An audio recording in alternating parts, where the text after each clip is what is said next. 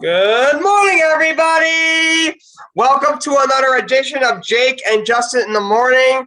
Hope you all have been well. Let's welcome our guest. He's returning. He was on in season one. Glenn Kubik. Glenn, how are you?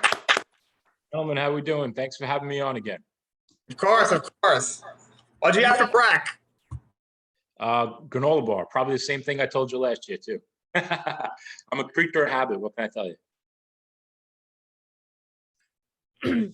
For me, I had, a sweet taste of victory watching Taylor Heineke destroy Tom Brady.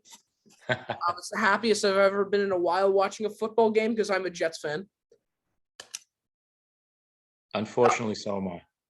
Justin, have you ever actually had food for breakfast this semester? Oh no! On Wednesday I had an omelet from 63's. First time having that, I was told by one of my teammates on my esports team that I got to get the ham and spinach and cheese egg white omelet from 63's, and I am screaming no regrets. I'm wondering where I've been all this time. It's amazing, really. Yeah. As for me, I had my multigrain Cheerios and my bagel and cream cheese. Toasted? Did the bagel toast? Yes, it did. Glenn, so the toaster was broken for a little while. So on the last podcast when I said I had a bagel and cream cheese, Justin didn't know a toaster was working. So he said on the podcast, like, wait, the toaster works? I was like, dude, yeah, why don't you try it? You got to get one of those toasters that makes the Jets logo in the bread, right? Of course, as a Jet fan, you'd probably drop it because I'm a Jet fan too, so we can't catch. Yeah, probably. That's unfortunate. All right. Well, anyway, we got a great show for y'all today. So let's start off with this one. Let's go to New York hockey. Let's start off with this. So, Glenn, because you are our guest, the Islanders aren't doing so fantastic. I mean, the Rangers are doing better than them right now, considering that the Islanders are what now, 5-6? That is correct. All right. Well, as a Islander fan, what would you say about that? To quote Aaron Rodgers, relax. It's all good. It's only been 13 games, longest road trip in the history of the NHL. It was a brutal trip.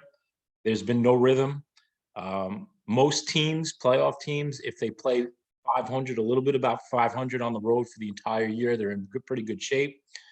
So I have no doubt that, we're going to come out this weekend, Saturday night, Calgary, Sunday night, Tavares comes back, get a couple wings, get a winning streak going. And there was a reason it was called Fort Never Lose at the Coliseum. So I am completely confident that we're going to turn this around.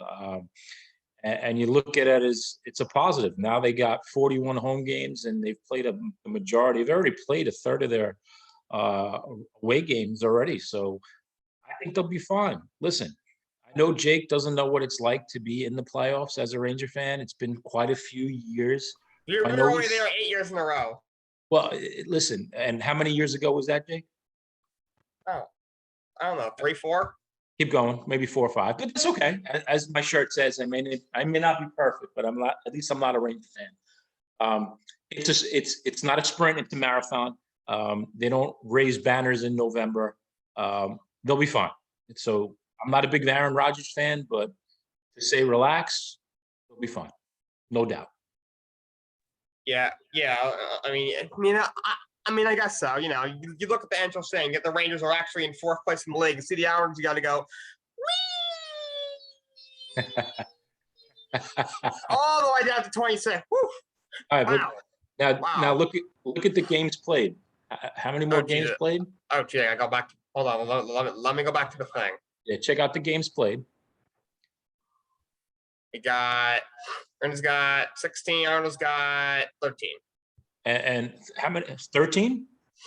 So that's what? 3 more games? And then how the Rangers doing tonight?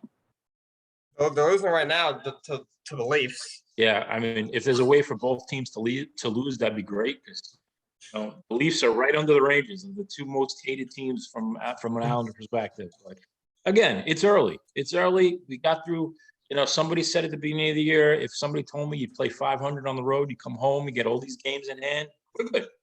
Talk to me in 2 weeks, story. But you'll see them go on their run. This is what they do. They start off mediocre, and then they go on that 10-game winning streak. And the history of Trotz, it's been there 3 years in a row. They go on that streak, and, they blow past everybody. And just a speed bump. They'll be all right. Trust me, they'll be all right. They'll have me on again, and I'm going to be like, Jake, I told you so.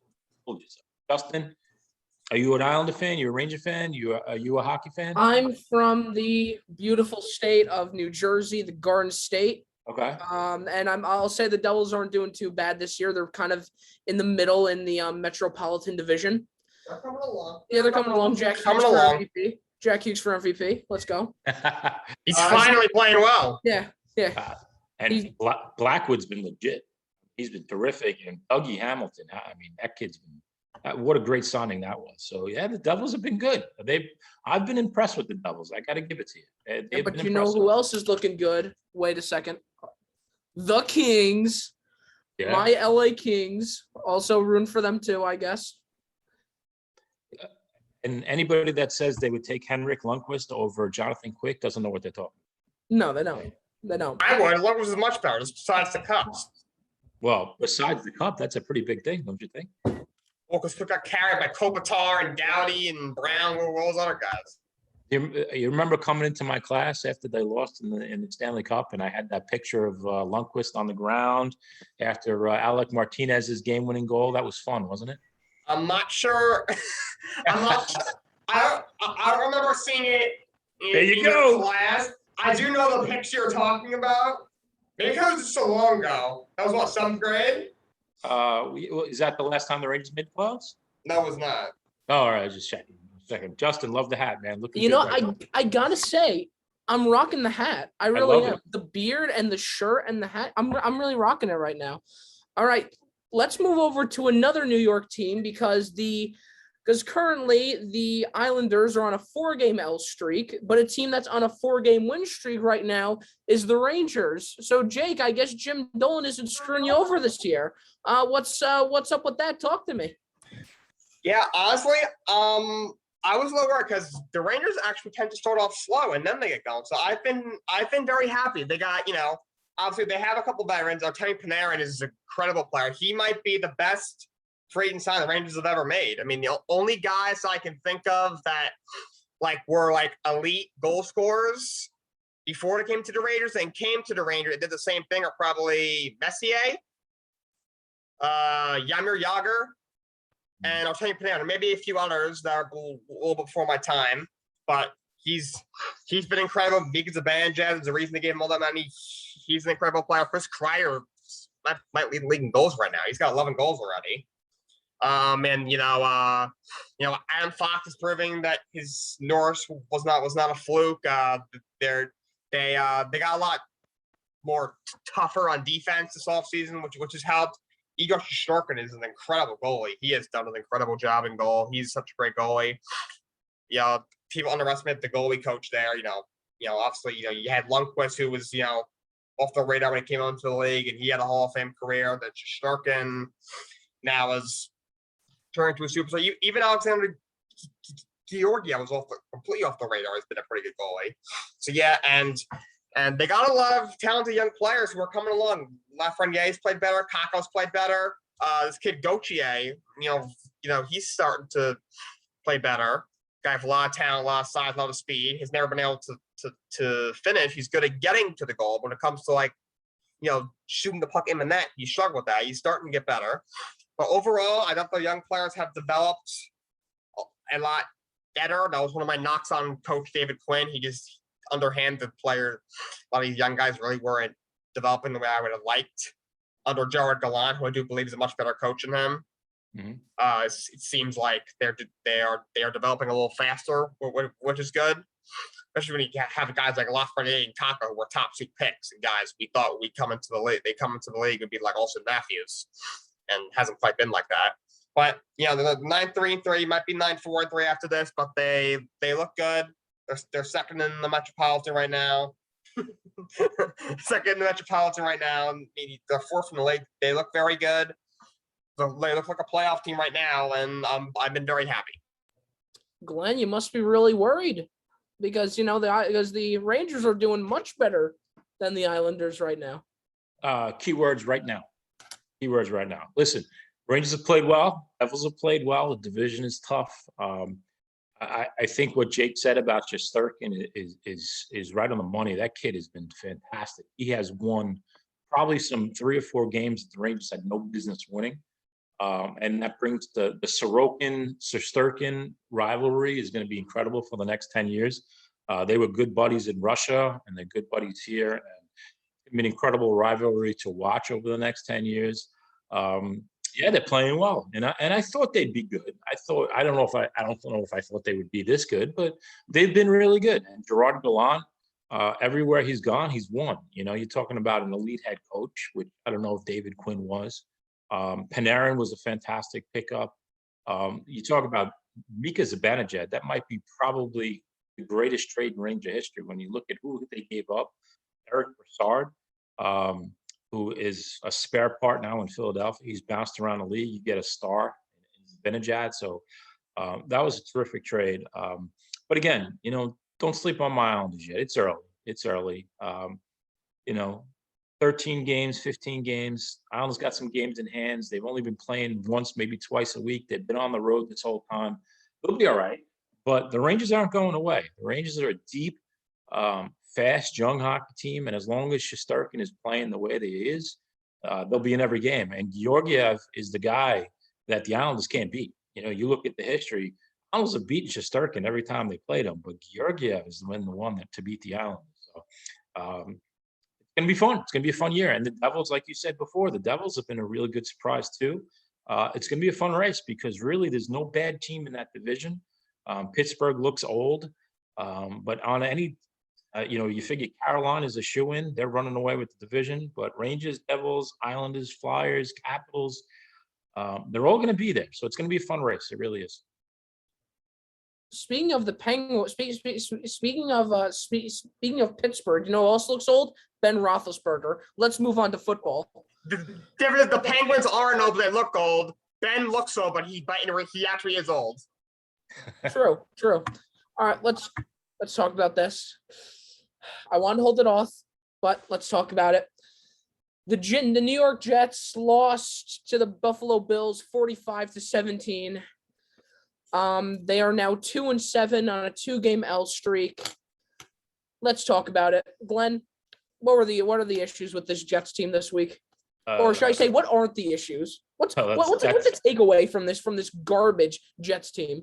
I think it'd be easier to talk about what aren't the issues. I mean, everything this team does year after year, it's an embarrassment. You talk about the most embarrassing histories in any sport, and you're talking about the Jets, and this pretty much sums it up. Why you're starting Joe Flacco in a league where you're 2-7, they're going nowhere. All right, if he's not healthy, that's fine. But to not let Mike White play this game when 2 weeks ago the coach is talking about he has a chance to win this job, and he's benched after playing against Buffalo. I mean, who showed up against Buffalo? They were embarrassed in every facet of the game. So for them to play Joe Flacco, who's 36, 37 years old, who's not going to be in the league next year, it's an embarrassment. It's an absolute embarrassment. If Zach Wilson's not healthy, I'm not saying throw him in there, but there's no reason that Mike White should not be playing this game. There's absolutely nothing that Salah can say or Douglas can say that justifies playing Flacco over one of these kids. It's an embarrassing. It's flat out embarrassing. I agree, Glenn. Yeah, the Jets are an absolute train wreck, okay? They are an absolute train wreck. Oh, by the way, Rob Sell, what was your catchphrase? All gas, no break? Kiss my butt. What? All gas, no break? It's been all break and more break and more break, all right? Can you get your head out between Joe Douglas's backside, please? What are you doing? You're one of this defensive guru. It's like the last 2 weeks, we've had one of the worst defenses of all time. Against the Tennessee Titans the Indianapolis Colts with Carson Wentz put up 41 points, okay? That is disgusting, okay? Disgusting. absolutely disgusting. And why are you starting Joe Flacco? Why? Miami has a complex defense. The Miami's like 25th ranked defense, the 2-win Dolphins, with this joke of a head coach, Brian Flores, another defensive guru, another fraud of a head coach that used to work for Belichick. That terrible defense. They played well last week, but the rest of the season they've been horrible. That's the defense that's just that Mike White's scared of. He did not play well against Buffalo. First of all, Buffalo probably got the best defense in football. Second of all, the line was terrible. The receivers weren't catching. They couldn't run the ball. They couldn't stop the Buffalo Bills. The coaching was terrible. Sal was terrible. LaFleur was terrible. This team is not good. Like you said, if you were considering starting Mike White over Zach Wilson, you had people saying, hey, the way if Drew Bledsoe never got hurt, Tom Brady would have never probably had a chance. You never know. We might be looking back at 10 years saying if Zach Wilson never got hurt, Mike White would have never got a chance. And now after one bad game, you put in the 37-year-old washed quarterback who hasn't been relevant in 5 years. Are you kidding me? That's a joke. Just over a joke. Their quarterback situation is a mess. They have some injuries, but the receivers have no hand. The offensive line's terrible. Defense is awful. Their defense, I didn't think was great coming into here, but it should not be this bad with Rob Saleh. Rob Saleh, he's got to do a better job. It's his first year. Just not like a football team. They were going to win probably more than 6, 7, 8 games this year, but now they're looking at a 4 or 5 win season. That's just unacceptable. Something needs to be done over there. By the way, the GM should go after the season. And especially, what you said about the coaching. This guy came in as a defensive guru. How's that defense look? The defense is an embarrassment. They give up points left and right. It's an absolute embarrassment. And you also said against Miami, a 25th ranked defense, Mike White can't start against a 25. Then what's Mike White doing in the NFL? If he can't play against the Dolphins defense that's ranked 25th in the league, he has no business being on an NFL roster. And you know what? He'll probably go somewhere next year. And at worst, he'll be a solid backup. And who knows? Maybe he can start. Listen, I know Sam Darnold got hurt. He wasn't great. But Ryan Tannehill, look what happened with Ryan Tannehill when he went away from Gase. And Darnold was playing better when he went away from Gase too. This Jet team, it's an embarrassment. It's an absolute, every year you think you hit rock bottom, and it gets worse and worse every year. It's ridiculous. And Mekhi Becton, they hit on that draft pick. The guy can't stay healthy. Denzel Mims, a second-round pick, can't even see the field. They don't even dress him. They picked that guy Morgan in the 4th round last year. They cut him. How many draft picks have just been wasted? Absolutely wasted. And who knows about Zach Wilson? What do you have? 1 year? In 1 year at BYU, which in the COVID season, and you're not talking about, you're not talking about the Big East, or you're not talking about a major conference where he played against these top-notch defenses year after year. They're an embarrassment. And if Joe Douglas doesn't hit on Wilson and he's not what they cracked up to be, he's got to go too. Yeah. So let me just give some stats real quick. Mike White threw for 344 yards, but in return, he also threw 4 interceptions. 4. And I think, and yes, some of it you can blame him, but we also need to look at this, and this is where I have my issue. Let's first start off with this O-line that doesn't exist, because really it's only one guy, and his name is Elijah Vera Tucker. It really is just the one guy doing all the work, but he's not enough. The issue is because if you watch this game, Jets quarterbacks, the same thing with Zach Wilson and now with Mike White, they have no time to throw that damn football. They drop back, and then the defense just runs towards them, and they scramble, and they could scramble to their heart's content, but they'll never be able to. But it'll be very difficult to get a solid pass off when you probably have 2 seconds to throw the football. Now let's talk about this defense. You might as well just put nobody in the on the field for the Jets defense, because it would do the exact same job. They have no pass rushing, they have no QB rushing at all. they just cannot play defense for their life. And exactly what you said about Robert Saleh. Big defensive guy. But it's like, what the hell are you doing? Are you do you just not have good enough players, or are you actually just a bad head coach? You gotta wonder, because this Jets team is frustrating me, because I wasn't expecting them to go like 500 or even make a wild card. But what I did expect was just for a little bit more progress than 2-7. I would have even been fine with 7-10. But from the looks of it, from the way this team's playing, it's just never going to happen. It's just not. And it sucks, but we're just going to have to wait for next year to when a big draft pick goes up and, they end up and, it just ends up potentially being not what we thought it was, because that's the thing. And draft in any league is just one big dice roll. You never know if any player you're going to get is going to be something so fantastic. And you never know if you get a later draft pick, you don't know if that player is going to be, a next superstar. You just don't. And Glenn, to your point, Zach Wilson, he did play for BYU, which isn't this big name conference. To be honest with you, based off the performance of Zach Wilson in these few games, I'd prefer Justin Fields. I'm looking at Justin Fields right now, and I'm saying, you know what? This might have actually been a very much better pick than Zach Wilson. I'm not saying that Zach Wilson didn't deserve to be a top, a high QB prospect, but so far at the start already, I'm not sure what needs to be changed, but he's not looking like the answer either right now. But that's the difficulty with this Jets team. It's a consistent time to find the answer that every Jet fan knows what the issue is, but Joe Douglas isn't taking the time to actually make something happen. You look at the 4 quarterbacks that were drafted last year. Who's been best? Mac Jones, and it's really not even close. He's been better Mac than Jones Trevor Lawrence. has been very, very good. And I'm not even a Patriots fan. Mac Jones has been looking great. And I thought originally when we did our mock draft, I thought he was going earlier than the Patriots. I thought he was going to the Bears. I said he should have. Yeah. And the Jets could have traded that number 2 pick. Got a whole bunch of draft picks, like when the 49ers traded up.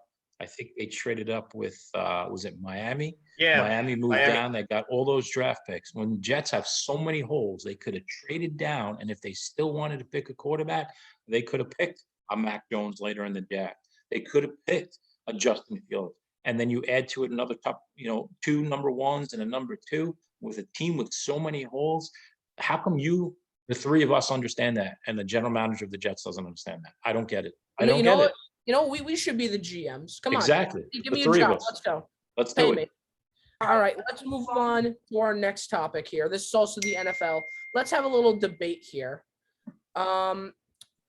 So this is also regarding the NFL, but is the National Football League becoming too boring and unenjoyable to watch? Who wants to start here? Because I have my own strong opinion. But let's see what you guys think. All right. Jake, start it off. All right, start. All right. There is the amount of young quarterbacks that have come out of college the last few years has never been seen before. Think of all the talented young quarterbacks that have come out. Mahomes, Josh Allen, Lamar Jackson, Trevor Lawrence has a lot of talent. You go up and down the list. Look at all these quarterbacks that run, which makes the game really exciting. Kyler Murray, Lamar, Mahomes, Allen. Even Jalen Hurts, who I think has at least low potential. He runs a lot. I think a lot of the guys this year all have a lot of talent. I think all 5 of the guys taken it, I think, have a chance to be great quarterbacks. There's a lot of talent in this league right now. There truly is. The problem is the officiating. The officiating is brutal. For like about 5 years now, it's been getting worse and it's been not so great. It's reaching a point where I think they should revamp the entire referee room. They should revamp the whole thing. Referees are just terrible. You got Tony Cornette, the guy who did the Bears game. He's going out there. He's blowing 5-6 calls. You know, a guy stares at the Steelers sideline for like 20 seconds. He bumps into Cassius Marsh, and Cassius Marsh gets a 15-yard penalty, which costing the Bears the game in a primetime game against a playoff caliber team in the Pittsburgh Steelers and the Bears team that's struggling to find wins right now. And Cassius Marsh also got fined for that. The refereeing has just been terrible. The officiating has been terrible. That, you know, it's just that every 2 seconds there's a flag, and there's too many unnecessary flags. I mean, you look at the NFC Championship game a couple years ago. Was it 2018? That was the most egregious non-call I've ever seen in any sport. You know, the New Orleans Saints should, I think that cost them a Super Bowl ring. Like, that should not happen. The referee should not be the reason that a team loses a game, or the game is boring, or the team loses or wins. It should not be like that. Something needs to be done about the officiating. I agree with you, Jake. You look at some of these calls on these defensive linemen that hit the quarterback, and it's a legal hit, and they're just throwing a flag. I mean, you just touch the guy, and you're throwing a flag. I mean, what call does Tom Brady not get? I mean, it gets ridiculous to a point where somebody just falls into a guy. And I'm not talking about the blows to the head, you rough a pass, you pick them up off the ground, you throw them to the ground, different story. Those are legit calls, but that's not what's being called. You're getting these light taps. These guys are going down, the quarterbacks are selling it, and they're calling. There's no consistency in these referees. And I'll give you a perfect example. When the Jets were playing the Bengals, the Jets had a third down, and they threw the ball to, I think it was Ty Montgomery, maybe he ran the ball, and he was going down, and the defensive player for the Bengals lowered his head at the same time Montgomery lowered his head, and they called an illegal hit to the head. If the guy's going down, you can't anticipate in that split second a guy's going to put his head down. He went in for the tackle. They threw a 15-yard penalty. The game was over. And otherwise, the Jets would have had to punt. Cincinnati, knowing the Jets defense like we talked about, the Cincinnati would have brought that ball right down the field and would have won that game. And that could end up costing Cincinnati a playoff berth. So calls like that, Jake, I agree with you. There's got to be more consistency. They got to fix the officiating. And, if they got to replace some of these things, that was one of the worst calls I've ever seen. And there's just no consistency. Some of these hits on these quarterback, maybe they got to start looking at these as well, because these guys getting called for these roughing the passers, and they're barely touching the guy. So I agree with you, Jake. All right. To answer this question, it's becoming to a point for me, and here's the thing. This is when I was just, on Sunday, I was watching the NFL games. It wasn't just that Jet game. I was watching a bunch of different games as well. And it's gotten to a point where I had an epiphany where I'm like, it's where we've reached a point in the NFL to where it's not as fun to watch anymore. It's just not. I'm going to give an example. In that Jet game, if you guys watched it, how long did it take to get that third quarter done? An hour? Because that clock is like never not stopping. Because it stops for everything, but the number one thing it stops for is flagging. Let me just give a quick stat for you guys. I looked up, there's a website called NFLpenalties.com, and they showed and they show obviously all the NFL penalties for this 2021 season. So far, in total, including declined ones and offsetting flags, there has been, as of this recording, 2,219 flags called. And what are we on? Week 11? Week 10? What are we on at this point? We are not even. We're probably at this point maybe 50% done. And at this rate, and at this rate, we're looking at almost 5,000 or 4,500 flags in a year. If you told me it was 2,000 flags in a year, I'd say, okay, that's not too bad. But with 2,219 penalty flags halfway through the season, and it's boring. It's ridiculous. I will sit on the couch and I'll watch this amazing play, a 50-yard dive to the touchdown, and then all of a sudden a flag, holding offense doesn't count. It doesn't count. And what was it? It was this tiny little grab on the shoulder that a 300-pound defensive lineman can handle. The refs are soft. The NFL is soft. Goodell needs to resign right freaking now. And by the way, roughing the passer is the dumbest penalty I've ever seen in my life. And they should change it to pressuring the quarterback. They really should. This league is becoming boring and unenjoyable to watch. And it's all because of the refs. Forgive me for my loud rant there, but I am so frustrated with the state of the NFL right now because if they keep going this way, as every year it gets worse. If they continue on this path, they are going to see themselves with a very, very low viewership rating. They really are. And I don't want to see that for the NFL because of how much I do like the sport and appreciate it. But if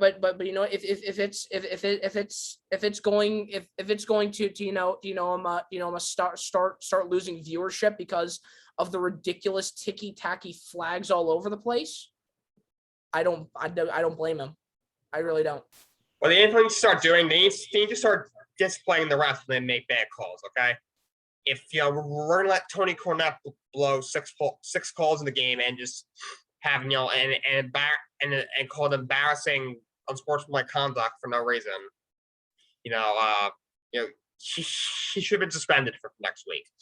If they make a small mistake, all right, fine them. If they make a big mistake, suspend them for a game. If they keep making mistakes, you gotta fire the guy.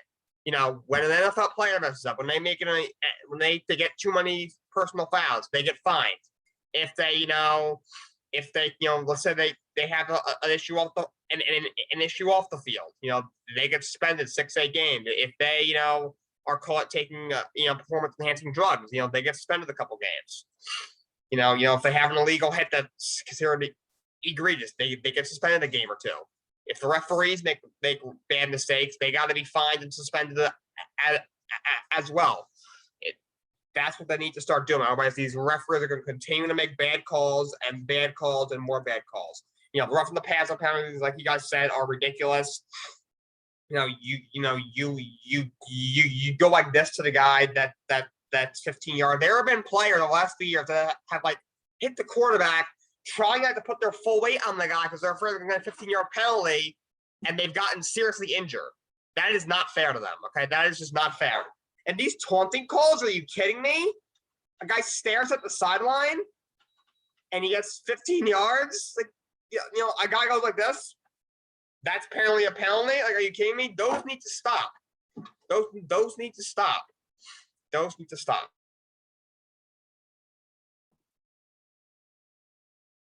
All right, before I pop a blood vessel talking about the NFL, let's move on to the New York Knicks. All right, so the Knicks right now are 8-7. They're on a 1-game L streak. Their last 10 games, their record's been 4-6. So Jake, let's start with you. Because the Knicks started off pretty well this season. What's the issue from what you've seen, and what do they need to do to fix it? The problem is they are offensively, they are extremely inconsistent. They'll have some runs where they can't miss. They'll have 9, 10, 12 straight points, and then they'll have 5 minutes where they couldn't make a shot if they place the ball in the basket. They need to be more consistent. This team is not the same. They've also been inconsistent on defense, which is very uncharacteristic for a team that last year I believe was the number one defensive team in the league. Coming into, I think, 2 games ago, they were ranked 25th in the league in defense. I mean, when your 2 biggest offseason acquisitions are Kemba Walker and Evan Fournier, and you lose a pair of guys in Reggie Bullock and Albert Payton, are you going to be slightly not as good defensively? Yes. Go from 1st to 25th is unacceptable, especially when Tom Thibodeau is your head coach. That's probably the main reason they were 1st in the league defensively last year. They need to make change to their starting lineup, okay? Kemba Walker's been too inconsistent. Evan Fournier's been too inconsistent. RJ Barrett has looked very good. Julius Randle, for the most part, has looked good. When Mitch Robinson's been on the court, he's been very good, but he can't stay healthy. I would probably swap Kemba and Fournier out of the lineup, and honestly, at this point, I would start Demar Derozan and quickly in your backcourt. I would. They have played better. They've looked better. I think they need to change up the backcourt. Justin and I are disagreeing with me, and they're not an Emmanuel Quickly fan. At least one of them start. Derrick Rose and Emmanuel Quickly are very similar players. They have a very similar style. I think at least one of them should start. There was no reason to have 2 guys at the same time who are basically almost the same exact player. Both of them, get to the hole a lot. Both have great flower. Both are great at the free throw line. Both are pretty good defenders.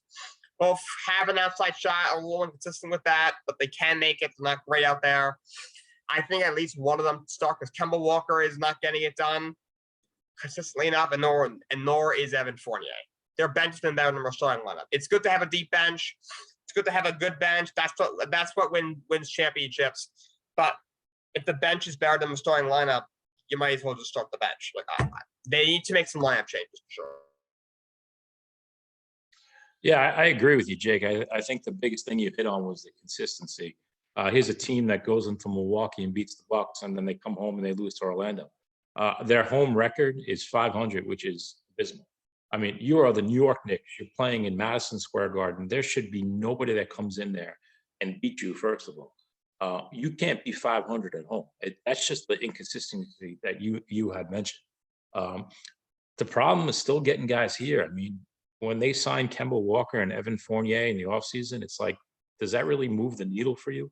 I mean, these are 2nd and 3rd tier guys because the top tiered guys still don't want to come here. And Julius Randle's a nice player, but he's not going to be the person to bring you to that next level. And without bringing another guy, a star, not a guy past his prime like Kemba, when they drafted Obi Toppin, everybody was like, great, but he also plays the same position as Julius Randle. So you talked about, backing up. Maybe your backup is as good as your starter, but when you draft a guy who's playing the same position as your best player, and he's not even that great, he's a solid player. Don't get me wrong; he's one of the MVP candidates last year. No doubt, he carried that team last year. But I think consistency, you double, you triple team him, and you see these guys on these other teams draining these threes like it's nothing. They're leaving these guys open. They're draining while the Knicks guys are missing them. And I think it's just because the talent level is just not there. Thibodeau can only do as much as he can with the roster that he has. But you nailed it. Consistency. They're just too inconsistent. And you can't take that next level until you become a dominant home team. And they have been anything but dominant. Yeah. About the Knicks, I would definitely agree with the lineup change about putting in Derrick Rose in your backcourt, because I just think he has looked he's looked good for the first time in a very long time. I don't think we'll ever see a prime D Rose again, but then again, if he didn't get injured in the first place, he'd probably still be on the Bulls winning a few championships for the team. But as for Emmanuel Quickly, more like Emmanuel Brickley, bro. I don't look, it's his 2nd year. He does have a chance, but I think he's a very, very inconsistent player. I do think Evan Fournier is more consistent than he is. I thought Evan Fournier's always been a very consistent 3-point shooter like he was on the Magic. Like I thought he was also pretty good on the Celtics. I think he looks good on the Knicks as well. My issue happens to be, first of all, Kemba Walker, as I like to call Kembrick Walker as well. I always thought that when Kemba went to the Celtics, I thought he was. I thought it kind of went to show that he wasn't a great player. He was more or less a good player on a bad team. Because he was originally on the Hornets, and the Hornets weren't that good when he was playing for them. I just thought he was a great player on just a not so good team. So therefore kind of shined as if he was this really, really good player. When if he were on any other team, as it shows now, he's a solid bencher, but not worthy enough to be a starter. Another issue I have is Julius Randle. I don't think he's played that well right now. I think after getting destroyed by Trae Young in the playoffs. Yes, I know Knicks fans. I'm a Knicks fan too, but you need to accept the fact that Trae Young destroyed us in 5 games in the playoffs in the first round. It's just a fact. And Julius Randle played like garbage that series. And I feel like after that he just stopped. He just stopped playing well. So you really got to wonder what this team's going to need right now to get better. I would agree though to put Derrick Rose as a starter and put Kemba on the bench, because I think that would probably be their best bet. Put Taj Gibson in more. He is such a good player. He really is. I joke with people saying that he's the GOAT. But he really is such a darn good player. But I think they'll be able to turn it around right now if they just shape up a little bit. I know that Tom Thibodeau is probably, destroying them in practice right now, because we know how hard-nosed he is.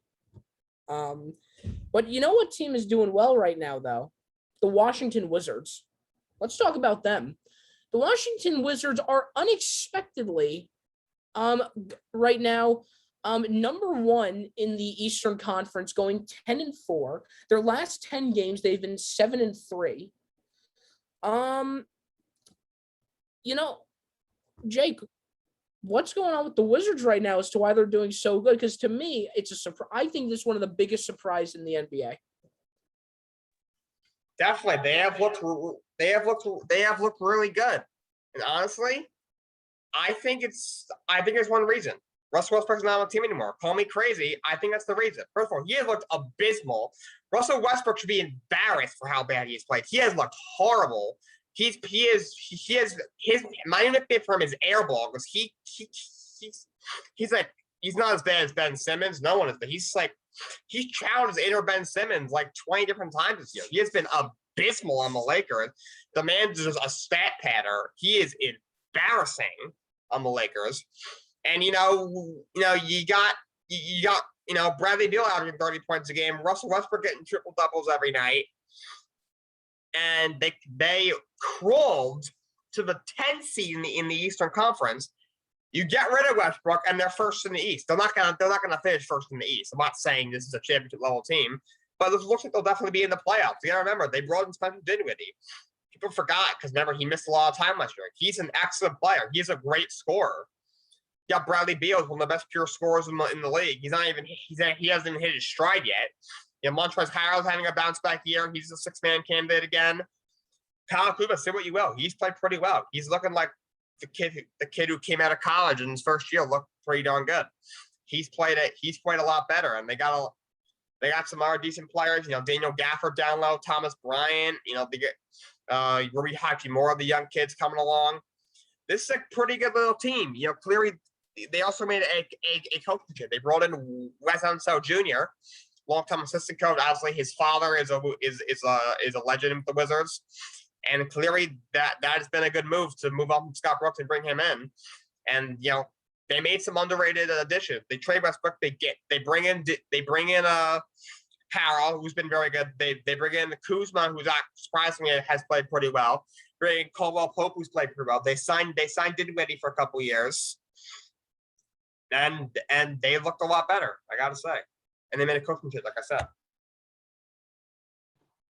It's amazing when you get rid of a guy that's supposed to be the guy, the John Tavarises of the world. Allen's got better when he left. Bryce Harper, how did Washington do when he left for Philadelphia? They went out and won the World Series. So a guy like Russell Westbrook that forced his way to get traded there, and he just sulked, and they got rid of him. And look at him. It's a nice story. I always root for those teams. That's why I was rooting for the Nationals to win the World Series, even though they're in the Mets division, because you want to see the teams that get wronged by their star player. And Russell Westbrook, what he did and how he carried on and he got forced to trade there, and he basically forced his way out of that. So it's nice to see those types of teams have success when they bring in a new coach. They bring in these young players. I heard all summer how, Bradley Beal, the Knicks would love, Bradley Beal would be great on the Knicks. Sure, of course he would. He'd be good on 30 teams, but who are you going to give up for? So you build around a guy like Bradley Beal. And it's a nice thing to say. Is it sustainable? Probably not. But are they a playoff team? Absolutely. And there's nothing wrong with that because they're building that foundation the way the Knicks did last year. Are they going to be able to take that next step the following year? It's debatable whether the Knicks can take that next step because they bring in the right guys. You talked about Kemba being a little bit older and Ken Brick, like you said, quickly hasn't picked it up. That's a guy that played real well his first half of his rookie year. So will these rookies that they brought in, will they be able to sustain that? And it's a nice story. Bradley Beal is a wonderful player, and it's going to be great to build around him. Are they going to sustain it? Probably not. Are they a playoff team? Sure. They'll probably be a 5 or a 6, which is nothing to sneeze about when you've watched that team play the way that they have over the years. Just being in that 5-6, you don't want to be in the play-in where you're the 7-8. You got to play in, you got to win to actually get in. So it's a nice story, and I think they'll finish in the 5-6 range, and I think they're going to be battling with the Knicks. You look at the standings. Atlanta hasn't played well. Milwaukee hasn't played well. They'll be up there by the time it ends. So you just hope that Washington can sustain it and finish a 5 or 6. But I don't think they can continue, and maybe I'll be surprised. I hope they do because it's a team that you root for. When you lose what's supposed to be the guy, and he gets himself and he forces himself out, you kind of have a soft spot for those teams. But Wes Unseld, like you said, Jake, legend. Father was a legend. So he's doing a nice job there as the new coach there. So you hope they pick it up and at the very worst, finish in 5-6, where they're actually guaranteed a playoff spot. They don't have to play the play-in. Yeah, so the Wizards, like you said, I think they're the most surprising team in the NBA because I didn't expect them to be first. First in the East. Maybe it's because, the Nets aren't doing so fantastic as well. I mean, they're still, when they win, they don't really, it's kind of a tough win. And when they lose, they get clobbered. I don't think they're that good of a team this year. And most of it is because of Kyrie Irving just not being vaccinated. But this is about the Wizards right now. So during the offseason, when I saw they traded Russell Westbrook for Kyle Kuzma, Kentavious Caldwell-Pope, and Montrezl Harrell, I thought, here we go again. Bradley Beal is going to have to break his back carrying this team, dropping 50 and still losing. But I was wrong. I'll be the first guy to say it. Bradley Beal's still playing fantastic. Spencer Dinwiddie coming off that injury of a torn ACL, I'm surprised about how quick he recovered off that because usually players with torn ACLs, they maybe need like a year until they can or maybe even half a season to where they can really kind of get back into how they used to play. But Spencer Dinwiddie's playing quite well. And now let's talk about Kyle Kuzma. Think about it this way. This is the same guy who 2 years ago had a petition against him saying that he shouldn't get a ring on the Lakers because of how bad he was. And you look at him now, and I could say, well, I think he's looked better here than he has on the Lakers. It wouldn't surprise you if Kyle Kuzma was a most improved player candidate this year because he was so atrocious in the in LA last year, and he's looking quite good now. Then there's Montrezl Harrell and Kentavious Cole-Pope. They're also doing quite well as well. They've definitely improved since when they've played on the Lakers. So all in all, it's a solid team. I'm not saying they win a championship. I think it wouldn't surprise me if they come in the 5th seed for the Eastern Conference. But this is looking like a promising team, and it looks like a very nice foundation and a very strong foundation, to say the least, to build your team up a little bit more with a few draft picks or some offseason signings, to where then this team could potentially make it further than, maybe a small playoff run. That's what I have faith in with this team. Breaking news, Rangers lost, Jake. They're coming back. I told you. What'd I tell you? Relax. But on a side note, just to piggyback on what you said, aren't you guys sick of the super teams in the NBA? You look at the history of the NBA, Patrick Ewing, Charles Barkley. Yes, they went to different places at the end of the career. Karl Malone, John Stockton.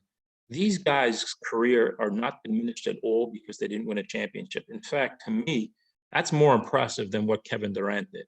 Did Kevin Durant have won without Steph Curry, without Klay Thompson? Nope. To me, it's more of a negative on their career. LeBron James, okay, he won in LA. I got to give him that, but he won with Anthony Davis. Would he have won if he didn't have Dwayne Wade and Chris Bosh? What was most impressive about LeBron James was when he went to first of all, he won in Cleveland, so that was tremendous. But when he took that Cleveland team that had no business, what was the guy's name? Ellencourt, whatever the guy's name was, the point guard. That team had no business being in the final, and that was more impressive. So you see these guys like the Kyrie Irvings and James Harden and Durant and these super teams. Why can't you stay with an organization that was loyal to you all those years, drafted you, built the team around you, and then you just leave because it tarnishes your career? Patrick Ewing's career tarnished. Is Charles Barkley? Is Karl Malone? John Stockton? These guys' career wasn't tarnished. They stayed for the most part until it was time to go, but they stayed where they were drafted. And to me, that's more impressive than just joining one of these super teams.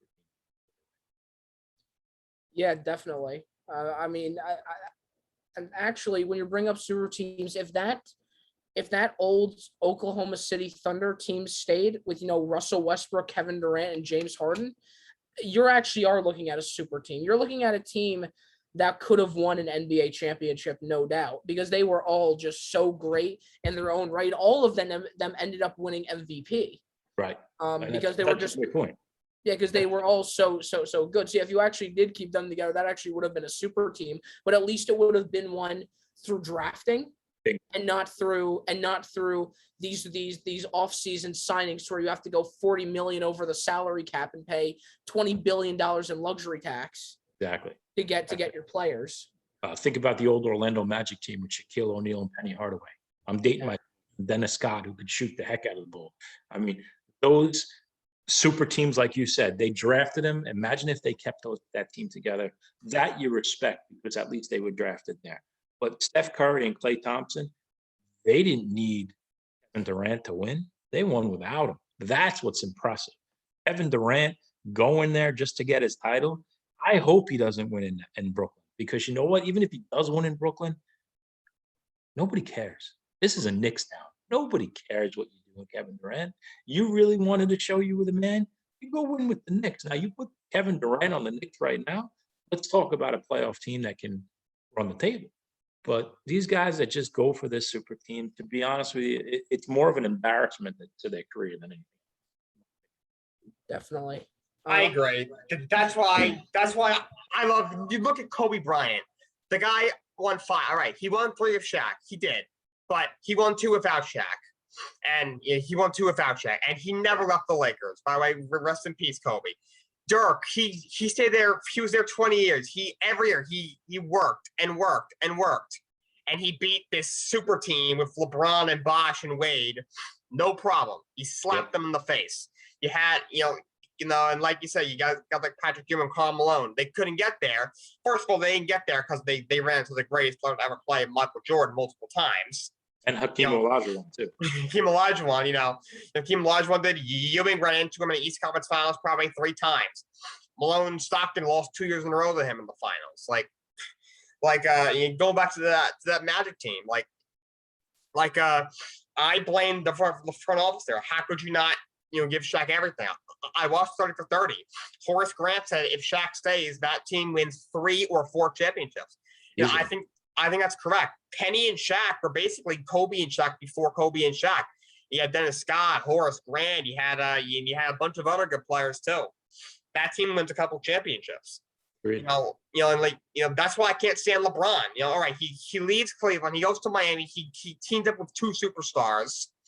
All right, he gets 2, but he had Dwayne Wade and Chris Bosh, and if it wasn't for Ray Allen bailing him out, by the way, that game he had 8 points. LeBron, he was brutal that game. He wouldn't have even got to the finals. If it wasn't for Kyrie hitting that shot against Golden State, he wouldn't have won in Cleveland. He would not. It's important that he got there, but he would not have won in Cleveland if it wasn't for Kyrie Irving. He comes to the Lakers with an incredible young core, which clearly was a LeBron James type player away from being a really good team. Couldn't even sniff the playoffs. Needs Anthony Davis to win a championship, and the pandemic shortened season helped as well. And then and then last year he can't stay healthy, and the guy can't close his big mouth, saying, "Oh, the play-ins are stupid." I mean, I love the play-ins, but LeBron, when you were first in the West, you didn't say a damn thing, and now you dropped to 7 because you can't stay healthy, and now you say something "Shut your mouth, dude."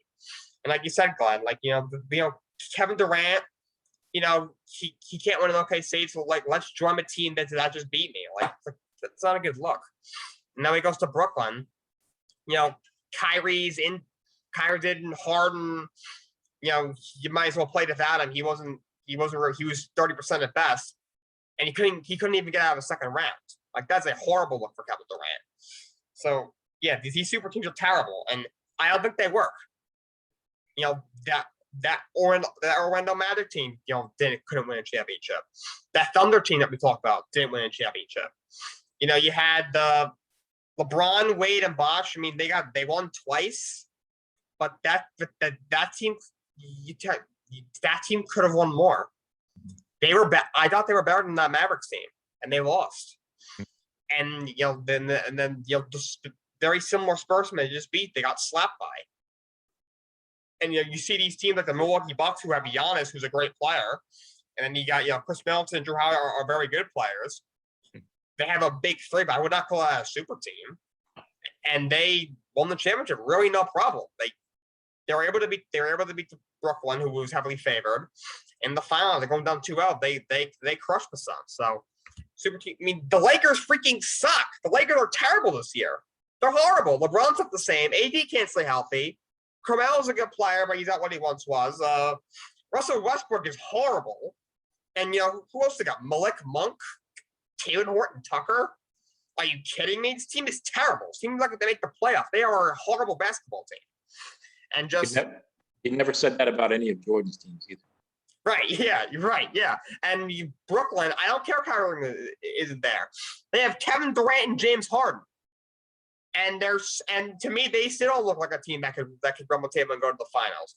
Plus, you had Joe Harris and others, and they're still I think they have the same record as they're worse than the Washington Wizards, who have played well, but still, team has Bradley Beal, Dinwiddie, and role players, this team looks like they could beat the Nets.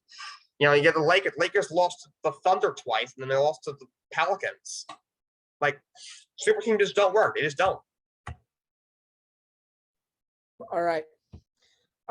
Save that anger about super teams, because Jake, I just sent you an email that I want you to share the screen with. This is the recent 2021 Kia MVP ladder right now that I want to talk about, because it's an absolute atrocity. It really is. So we have Kevin Durant number 1, somewhat agreeable and not really. Steph Curry number 2. Then we have, oh shit, Jimmy Butler moved up? Hold on. I didn't know he moved up. Wait a second. Since when? John Morant? Okay. And then DeMar DeRozan.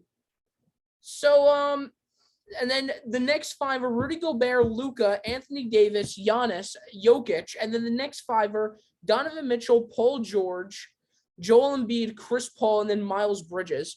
So what do you think about this MVP ladder right now? First of all, I think Stephen Curry should be ahead of Kevin Durant. Kevin Durant has had a great season, but Steph, my God, he has just been going absolutely nuts.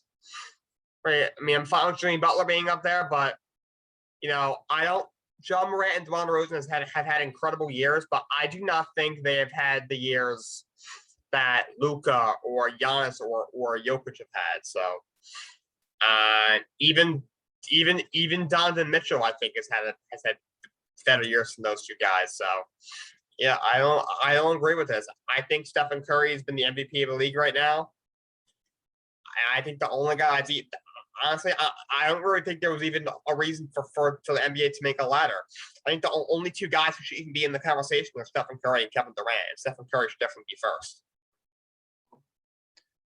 Yeah, I agree. People get confused on, and it's not the best player; it's the most valuable player. Look at the Warriors last year without Steph Curry, and look at Steph Curry is the MVP of this league. Kevin Durant is the best player in the league, but that's not the award. The award is the MVP. So I put Steph Curry first. I think what hurts the two guys from the Jazz is hard to be an MVP when you have two guys like that. So I look at DeRozan's been good. Can you just scroll down so I can see the rest of the list? Yeah, I like Butler. He's another one. John Morant, great years. But again, I think it's more of the MVP. So you look at where would the Bucks be without Giannis? Where would the Lakers be without Anthony Davis? They'd be fine. They still have LeBron and the rest of the cast. It's hard with Gobert and Mitchell because, like I said, there's two guys, so it's hard. They kind of cancel each other out. You lose. One guy goes for Gobert, the other one. So it's hard to be an MVP when there's two guys. To me, it's Steph Curry's award to lose. Durant is the best player, but I would say Curry. I would say Luka. And I would say Giannis and Nikola too, because where would those teams be without those guys? Without Durant, Nets are still pretty good. Without Anthony Davis, Lakers are still pretty good. But where would those guys be? Where would those teams be without Giannis? Where would those be with Steph Curry? And again, just look at last year. When you start last year, how were the Warriors? Where were the Warriors? So to me, it's Curry. I agree. Look, I don't want to fuel these Warriors bandwagon fans any more fire, because every single time, every single time they win, it's like we're winning a championship. You're not winning a chip this year, Warriors. I'm sorry to say it, but you're not winning a championship because your best player is Steph Curry. Because let me tell you this, and I have proven this. If Stephen Curry doesn't drop 40 points, they lose. And that's a fact. But yeah, most valuable player. The definition is just that, a player to where if they are not playing, do you win? And for Steph Curry, if he's not playing, you don't win. You just don't, because who's your next player? Jordan Poole. Come on. Yeah, he should be number one. Kevin Durant should be number two. I would say that, yes, I don't think there should be two people. There should be three. I think Jimmy Butler should be up for an MVP candidacy because he is playing so good. And the thing is, it's like he's a great defender. He's really good. He's really good. And I would argue that he is the most important player on that team, really, because if the Miami Heat don't have him, they might eke out a win if they have Bam and Duncan Robinson and Tyler Hero playing. But I think if Jimmy Butler doesn't play, I think they do still lose. Go down to DeMar DeRozan now. That is a player that I will say should not be up there, because I would say that if he got injured, I think they'd still be fine. I'm serious about that. I think Zach LaVine gives a much higher value than he does. Because I've always thought I think Zach LaVine is the player, the franchise player in the Chicago Bulls. I don't think they would be half as good without Zach LaVine there. Who else should be on MVP here? Alex Caruso, star player, greatest of all time. Can you go down to the top 6 through 15? Yeah. So I don't know why. Anthony Davis is on here. I just don't think he stays healthy enough to be even worthy for an MVP. I think if he has one healthy season, he wins MVP. I'll say that. But so far, I just don't really see it right now. I think Donovan Mitchell is better than Rudy Gobert, and I like Rudy Gobert. And I like Donovan Mitchell, but I think Donovan Mitchell's better than him. Miles Bridges, I'll say this. I'm happy to see him on there because he is looking really, really good this year. Do I think he wins MVP? Not at all. However, we're looking at an all-star season this year for him, definitely. Now that we're done ranting about this thing, let's move on to You Hate to See It. All right, Glenn, do you remember the rules? You hate to see it? I do, but can you just refresh it one more time for me? Absolutely. So we're going to show you a bunch of clips or articles or something like that, and you're going to have to rate 1 to 10 how much you hate to see it. 1 being you don't really hate to see it, 10 you really hate to see it. You can go if you want to. I do it all the time. Okay. All right. So let's start with all right. So you would think that if a guy plays football, you should probably know the rules of the game, right? Najee Harris did not know that you could tie in the NFL. I know you're a rookie, but you've probably been playing football and playing and watching the NFL for probably 10, 12 years. How do you not know the rules of the sport you play? That's your job. Glenn, how much would you hate to see that?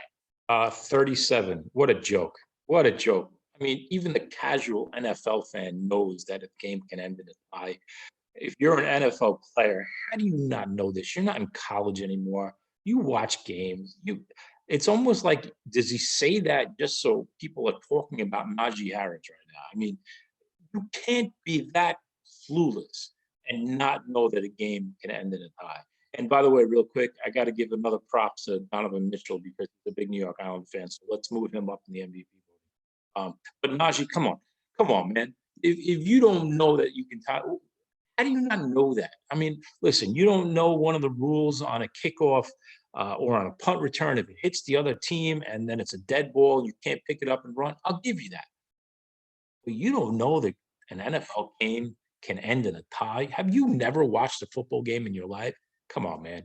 I think it's more of, we're talking about him right now. It's the only thing I can justify with that because everybody knows this. My mother knows this, and she's not even a football fan. She knows the game can end in a tie. Man.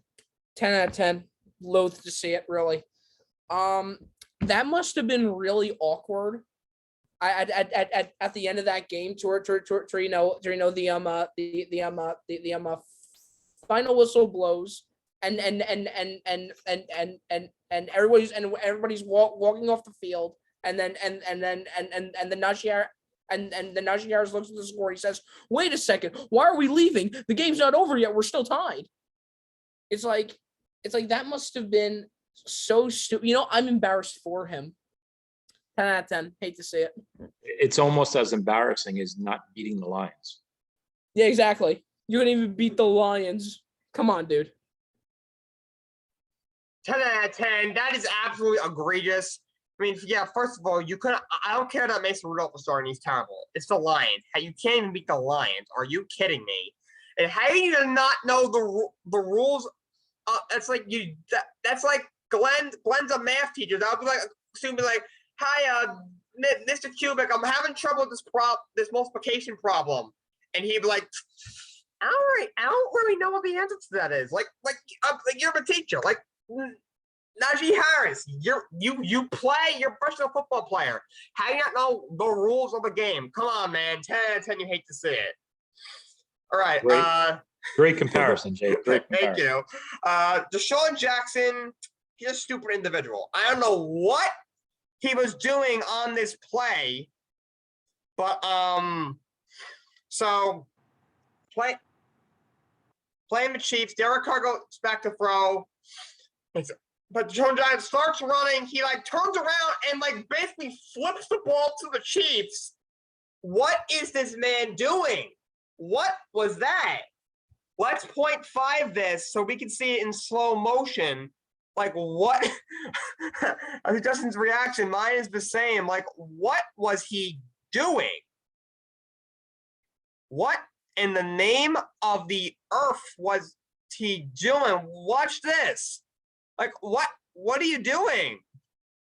Glenn, how much do you hate to see it? You know what? I don't really hate to see it because we'll be talking about what an idiot this guy is for years. This goes down to the Leon Lett play where he's celebrating before he gets in the end zone and people knock it out of his hand. I'm gonna give it a 1 because, come on, man, what are you doing? How do you do that? So if I was a Raider fan, it'd probably be a 1,200. I really don't care about the Raiders. I don't care about the Chiefs, but I love seeing people just make dumb plays like that. So I don't know what you're doing. I don't hate to see it. I'm going to give it a 1 because that's a play we can go over and over again and laugh at and just shake your head and say, what are you doing, man? Yeah, I'm going to hit it with a 4.6 out of 10. Not, I mean, it's bad. It really is bad, but, stupid play, stupid guy. Not really surprised. 4.6 out of 10. Yeah, for me, it's only a 3 out of 10. At this point, I just expect it from Deshaun Jackson, from him, from him, the time he gets to the 5-yard line, he is literally just walking. He drops the ball at the 1, they score a touchdown. The other team takes it back and runs it back for a touchdown of their own. The guy's a freaking idiot. The guy's not a good football player. What are you doing with your life? Also, 2 things. First of all, now the Chiefs won. Hopefully their stupid fans can shut up about benching Patrick Mahomes. Meanwhile, the reason he's throwing picks is because his defense just can't stop at a stop sign. And also, congratulations, Las Vegas Raiders. We've gone about a whole week without an incident happening. Wow. Bravo. You're on the what's going on. On the what's in the water in Vegas right now. I don't know what's going on. That's a 4 out of 10 for me. There's been worse things that have happened to the Raiders this year. Okay. How we're talking about how bad these roughing the passer penalty is? Well, this one is egregious. So this was a 15-yard penalty.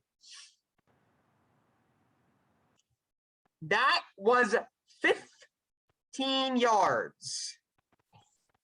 Let's look at this again. He literally chest bumped him. Glenn, how much do you hate to see that? That's a 15. I'll give it 1 hate for every yard that they got on that play. Justin, you said it best. The league has gone soft. That's exactly the type of penalty that Jake, you were talking about with these referees that need to get their act together. I mean, these guys are full-time refs. How many games are they doing? How many weeks are they working? How do you make a call like that? That you're there to look at that exact play and determine if it's roughing the passer. And that's what you call roughing the passer? That's a 15 out of 10 for me. That's a joke. And that's how soft it is. Imagine Joe Montana, the days of Joe Montana and Troy Aikman and Phil Simms. Imagine these guys that got hit like that, and this guy gets 15 yards for doing that. It's a joke, and that's why the NFL is soft. Justin, you couldn't have said it any better. Yeah, I'm going to keep this brief because, I mean, 30 out of 10. Hate to say it. I really don't know what else to say. I already ran off of my thing about because that's literally what that was. It wasn't even pressuring. It was hugging the quarterback. That's all he did. He gave the quarterback a little hug. I guess the ref said, you know what? We don't like anything positive in the league, so we're just going to give Lamar Jackson 15 yards because some guy wanted a hug. 30 out of 10. Hate to say it. 10 out of 10, you hate to see it. Like, what was that? That was like a typical WWE clothesline. Yeah, it looks like in WWE they demolished the guy, but obviously they don't because WWE's fake. That's like what in real life is happening in WWE when the guy clotheslines a guy. What on earth was that? The guy went like this. Like he basically chest bumped him. 10 out of 10, you hate to see it. That is egregious. Okay.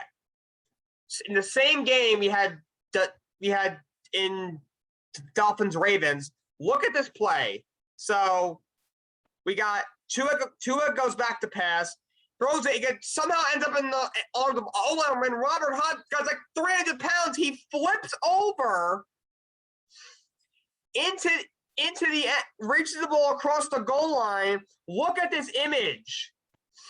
This is on the Dolphins elevators in their stadium, but the play didn't count because they called a penalty because like illegal touching, like the lineman can't catch the ball, I guess. They didn't count. Glenn, how much do you hate to see that? All right, what's the highest ranking you guys have ever given? I'm going to add one to whatever it is. That It's gotta guy, be a couple thousand. all right, we're going to go a couple thousand and one then, because that guy right there, even if they make him eligible, he will never catch the ball and have a touchdown where he somersaults into the end zone. And he did all that, and it doesn't count. Come on, give it to the fat guy. I'm one of those fat guys. Give it to him. Let him have his moment. I don't care if he didn't touch it, first person to touch it. Come on, enough. Give the guy a break. Give him a touchdown. That's never going to happen in that guy's life again. That has to count. The game was over. I mean, it was 6-3, but you know what? It was a Thursday night game. The road team hardly ever wins. The Ravens didn't show up. You lose to the Dolphins on any day, but especially a Thursday night when the whole world is watching. That guy deserves that touchdown, and you losing against the Dolphins on Thursday night, you deserve that to happen to you. That sucks. Give that man the touchdown. Highest +1.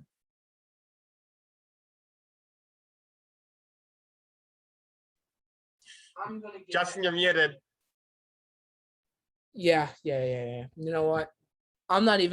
This hurts so much. I'm not even going to give it a number. I'm going to give it pain out of 10. That's how much I hate to say it. Like this shit is just too much. It really is. Some kind of illegal touching, it was probably, another player tried to get a hug from another player, and, you can't do that.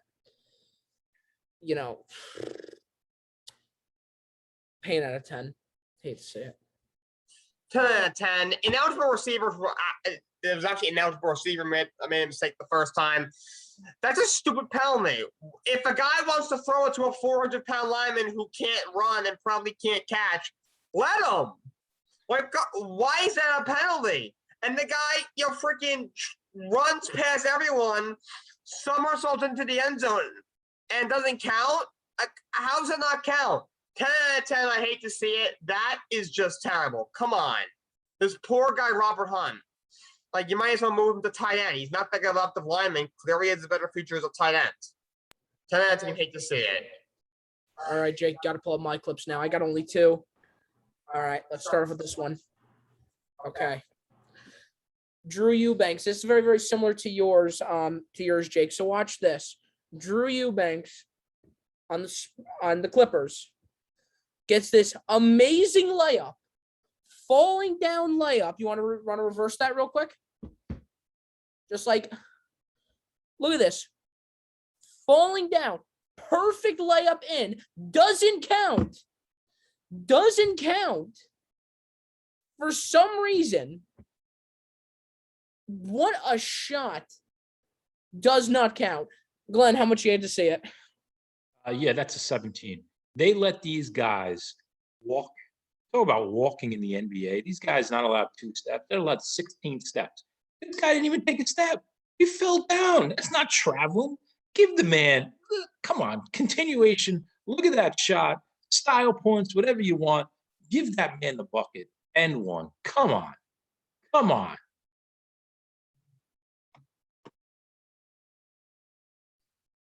10 out of 10, you hate to see it. And on what planet is that a travel? On what planet is that a travel? Like, let's look at this. Let's look at this in a little bit of slow motion. I got dribble. Look. He dribbled, fell down, circle shot in. How's that a travel? The NBA referee the last couple years have been really bad as well over the last year or two. 10 out of 10, you hate to see it. That's egregious. 10 out of 10. Hate to see it. Really sucks. Jake, next clip for me, please. The creme de la creme of clips. We haven't got one of these in a while.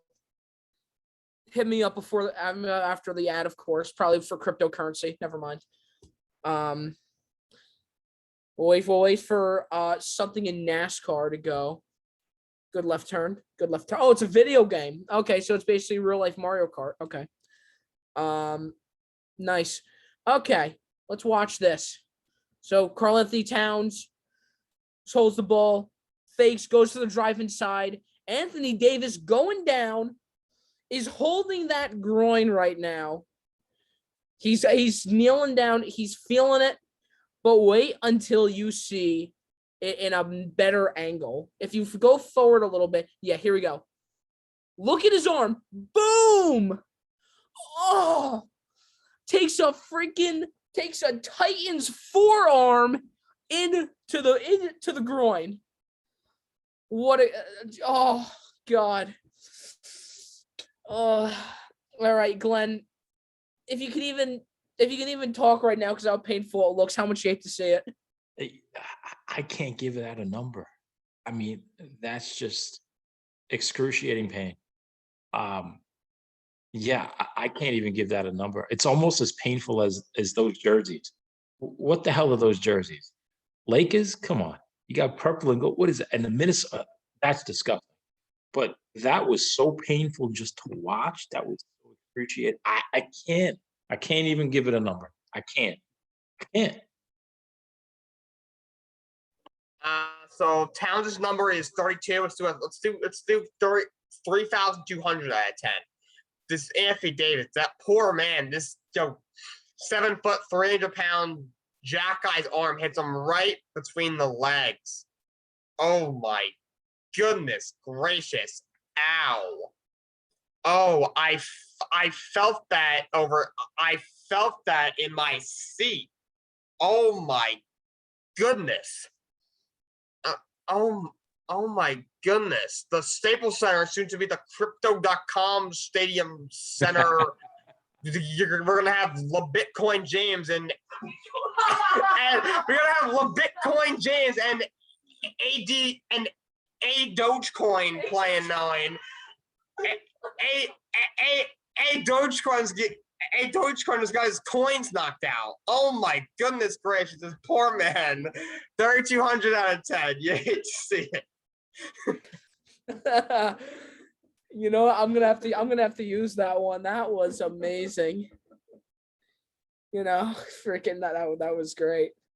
That was great. I give that an 11,546 based off the viewership out of 10. Words cannot describe how painful that is, really. But I'll be hoping to see the NFT Lakers again start soon. All right, now it's time for the athlete of the week. Jake, I'd keep your screen shared if I were you. But first, Glenn, who is your athlete of the week? Let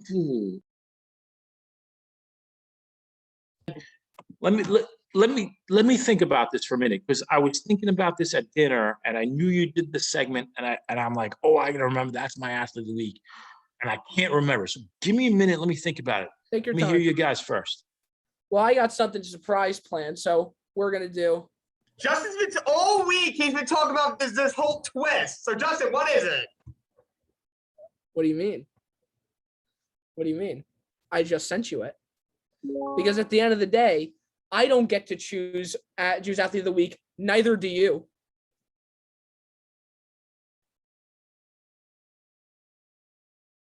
You spin, ladies and gentlemen, for the first time, we're going to decide our athlete of the week via a spin of a wheel.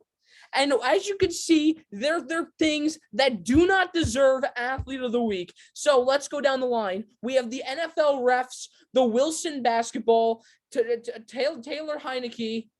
That might have been an ad. I wouldn't click that. I wouldn't click the wheel yet to spin it. We have Taylor Heineke, the Falcons, the Lions for not losing for once, Taylor Horn-Tucker, the Giants, Tristan Thompson, Zion Williamson, Carson Wentz, the Oklahoma City Thunder, and Matt LaFleur. So, Jake, I want you to spin the wheel first. Well, before we start, Glenn, did you think of your athlete of the week?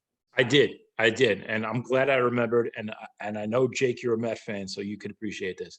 My athlete of the week is Theo Epstein, Billy Bean, and every other prospective GM for the Mets that said no. They were smart enough not to take that job. There's not enough money in the world to take over that train wreck.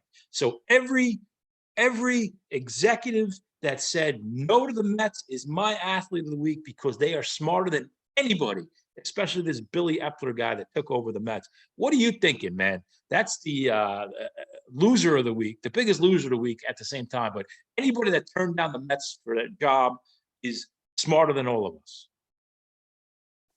All right, Jake, spin that wheel. Remember, whatever you get, you also have to say why.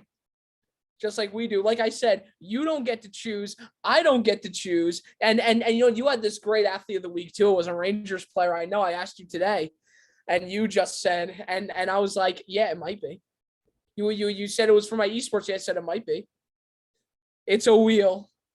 That is a twist. You were not ready.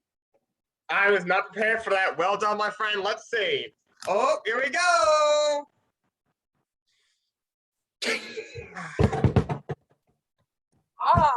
Of course. No. All right. That was an accident. Just wait. Was that the San Francisco Giants? Maybe couldn't have been the New York Giants. The San Francisco Giants. You could always refresh. Well, no, I got Zion. You got the. Okay, I mean, you got the Giants. I got Zion. So, Jake, you start. All right. Wow. The Giants. They won a football game. Congratulations. I didn't know they would have to do that. You know, it's interesting. You know, Saquon Barkley's on the field, they lose. He goes off the field, they win. It shows his value. Oh, by the way, Giants, why do you think you're losing? Joe Judge sucks. Dave Gettleman sucks. Daniel Jones sucks. Saquon's always injured. When he's on the field, he's not that good. Kenny Galladay sucks. Larry Slayton sucks. Sterling Shepard sucks. Their defense sucks. Evan Engram definitely sucks. John Mara sucks. Steve Tisch sucks. Their organization sucks. The Giants are a train wreck. They're basically just as bad as the Jets. They are a train wreck. Congratulations for finally winning a game. They're my athlete of the week. All right. So, you know, that was a bit easier because you got to win a game. I have to get freaking Zion Williamson. All right, Zion. Good job for being a #1 draft pick 2 years ago. That didn't deserve it for shit.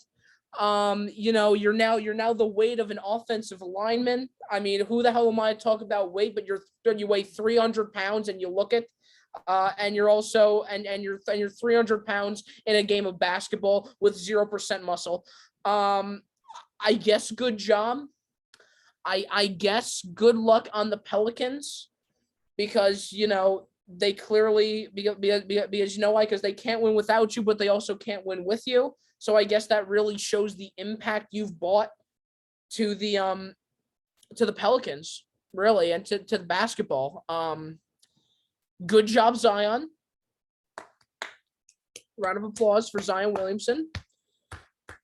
You are my athlete of the week by choice, of course, obviously, by 100% free will, not from a wheel painted in Thanksgiving colors. But anyway, that is going to do it for our show. Great conversation we've had. Thank you so much to Glenn Kubik for joining us. So Thank you, guys. fill out the guest form so then I could eat Takis on live. Because it's gonna hurt, and I know people like to watch my suffering on camera. And happy Thanksgiving, everybody. We're not gonna see you guys Thanksgiving. Have a happy Thanksgiving. Eat a lot. Get a tryptophan high. Take a nice nap afterwards, and we will see you guys on another episode. Happy Thanksgiving, guys. Happy Thanksgiving, everybody.